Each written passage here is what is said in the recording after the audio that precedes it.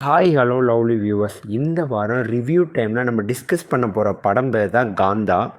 படத்தோட ஸ்டோரி என்ன அப்படின்னு பார்க்குறதுக்கு முன்னாடி ஒரு மனுஷனை பற்றி நான் கொஞ்சம் பேசிடுறேன். ஒரு சின்ன சீன் மட்டும் எக்ஸ்பிளைன் பண்ணுறேன். ஒரு ஹீரோ, அதாவது இதுக்கு முன்னாடி நடந்த ஒரு பழைய படத்தோட ஒரு சீனை ரீக்ரியேட் பண்ணுற மாதிரியான ஒரு சீனு, அதை நம்ம ஆடியன்ஸ் எல்லாருமே பார்க்குறோம்.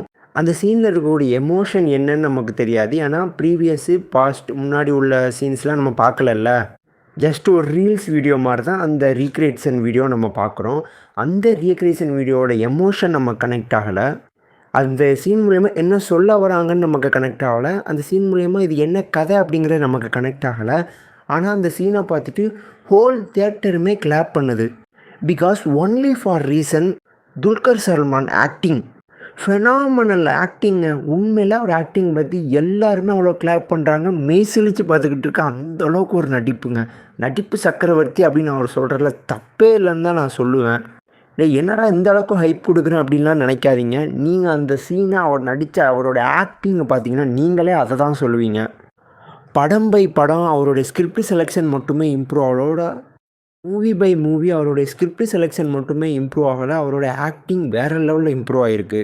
இந்த படத்தில் அவர் ஆக்டிங்கு நிறைய அவார்டு வாங்குவார். நேஷ்னல் அவார்டே வாங்கினாலும் ஆச்சரியப்படுறதுக்கு இல்லை. மலையாள சினிமாவுக்கு கிடைச்ச ஒரு பொக்கிஷம் இவர் அப்படின்னே கண்டிப்பாக சொல்லணும்.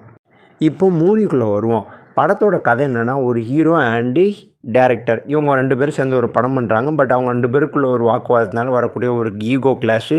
அந்த ஈகோ கிளாஷுக்கு நடுவில் அந்த படம் எப்படி முடியுது அப்படிங்கிறது தான் படத்தோட ஸ்டோரி. அது ஃபஸ்ட் ஹாஃபை பொறுத்தவரையுமே இப்படி இருக்கும். செகண்ட் ஹாஃபை பொறுத்தவரையும் ஒரு சின்ன ட்விஸ்ட்டு வச்சு ஒரு இன்வெஸ்டிகேஷன் மூடில் மூவி போகும். செகண்ட் ஹாஃபில் ஒருத்தனை பற்றி, ஒரு ஆளை பற்றி பேசணுங்க. அதாவது அவரோட ஆக்டிங்காக, அதாவது செகண்ட் ஹாஃப் ஃபுல் இன்வெஸ்டிகேஷன் மூடு தான். ஸோ பெருசாக ஏதாச்சும் புதுசாக ஒன்று இம்ப்ளிமெண்ட் பண்ணணும் அப்படிங்கிறதுக்காக ராணா அவரோட ஆக்டிங்கு அண்ட் அவருடைய கேரக்டர் டிசைன் செம்மையாக பண்ணியிருப்பாங்க. அதை அவர் செம்மையாக பெர்ஃபார்ம் பண்ணியிருப்பார். அந்த செகண்ட் ஹாஃப் ஸ்டார்ட் ஆகி ஒரு 3/4 மணி நேரத்துக்கு ராணா அவர் ஒத்த கையில் அந்த படத்தை ஹோல்ட் பண்ணி கொண்டு போய்கிட்டு இருப்பார். ஃபஸ்ட் ஹாஃபை பொறுத்தவரையுமே துல்கர் சல்மான், சமுத்திரக்கனி அண்டு ஹீரோயின் இங்கே 3 பேருக்குள்ளே இருக்கக்கூடிய ஒரு சீன்ஸாக தான் ஃபுல்லாகவே போய்கிட்டு இருக்கும். அந்த ஈகோ கிளாஸ் ஃபைட் விஷயங்கள், இது எதனால் ஆரம்பிச்சிச்சு, இப்போ எதனால் போய்கிட்டு இருக்குது, இதுக்கு பின்புலம் என்ன, இதுக்கப்புறம் நடக்க போகிறது என்ன அப்படிங்கிறத பற்றி கொஞ்சம் கொண்டு போய்கிட்டு இருக்கும். நடுவில் நம்ம துல்கர் சல்மானோட ஆக்டிங்கை காட்டி மக்களை இம்ப்ரெஸ் பண்ணிகிட்டு இருந்தாங்க. படத்தோட மேக்கிங் உண்மையிலே எக்ஸலன்ட்னே சொல்லலாம். அதாவது ஒரு கிளாசிக் மூவி எடுத்திருக்காங்க. அதாவது பீரியாட்ரிக் மூவியில், அதாவது இந்த மாதிரி செட்டெல்லாம் போட்டும்போது கொஞ்சம் அடி போட்டுரும். ஐயா இது கொஞ்சம் ரியலிஸ்டிக்காக இல்லை அப்படிங்கிற மாதிரி இருக்கும். பட் ஒவ்வொரு ஃப்ரேமே ரியலிஸ்டிக்காக இருந்துச்சு. அதாவது நம்ம ஏதோ அந்த காலத்தில் உள்ள படத்தை பார்க்குற மாதிரியான ஒரு ஃபீல் நமக்கு கொடுத்துக்கிட்டே இருந்துச்சு.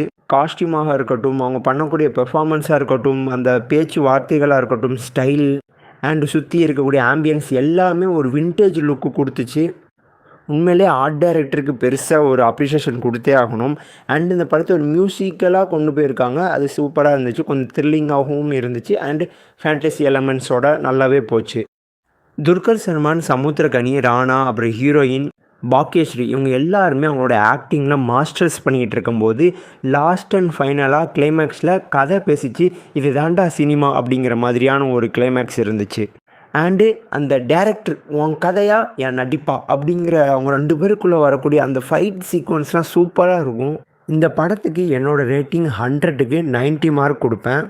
எல்லாமே எக்ஸலண்ட்டாக சொல்லியிருக்கேன். ஆனால் ஏன் அந்த 10 மார்க்கு கம்மி அப்படின்னு கேட்டிங்கன்னா, செகண்ட் ஹாஃப் ஸ்டார்ட் ஆகி ஒரு 3/4 மணி நேரம் சொன்னேன் தெரியுமா, அந்த 3/4 மணி நேரமும் நம்ம ராணா அவர் தான் அவருடைய ஃபுல்லாக ஹோல்டு பண்ணி கொண்டு போயிருப்பார். முழுக்க அந்த 3/4 மணி நேரமும் அந்த ஒரே கேரக்டர் மேலே ஃபோக்கஸ் இருந்திருக்கும்.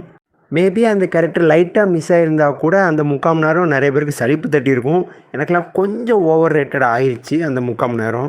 என்ன தான் ஒருத்தர் எக்ஸலண்ட்டாக பெர்ஃபார்ம் பண்ணாலுமே ரொம்ப நேரமாக அவரே பார்த்துக்கிட்டு இருக்கும்போது ஒரு சின்ன கொஞ்சம் டைவர்ஷன் வரும் தெரியுமா, அந்த மாதிரி ஒரு குட்டியாக டைவர்ஷன் வந்துச்சு எனக்கு. மேபி அதை செகண்ட் ஹாஃப் ஸ்டார்ட் ஆகணுன்னு அவருடைய கேரக்டரோடு சேர்த்து வேறு ஏதாச்சும் ஒரு எலமெண்ட்ஸோடு கொஞ்சம் ஆட் பண்ணி கொண்டு போயிருக்கலாம் அப்படிங்கிற ஒரு ஒப்பீனியன் தான் நான் சொல்லுவேன். அதுக்காக அந்த 10 மார்க்கு, அந்த ஒரு சின்ன விஷயத்துக்காக 10 மார்க்கா அப்படின்னு கேட்டிங்கன்னா அது ஒரு 3/4 மணி நேரம் கிட்டத்தட்ட போயிருக்கும். ஸோ அதனால தான் அந்த முடிவு. நீங்கள் படம் பார்த்துட்டிங்கன்னா படம் எப்படி இருக்குன்னு சொல்லி கீழே கமெண்ட் பண்ணுங்கள். இதே மாதிரி அடுத்த படத்தோடைய மூவி டிஸ்கஷனில் சந்திப்போம். டாடா, பை பை, சி யூ.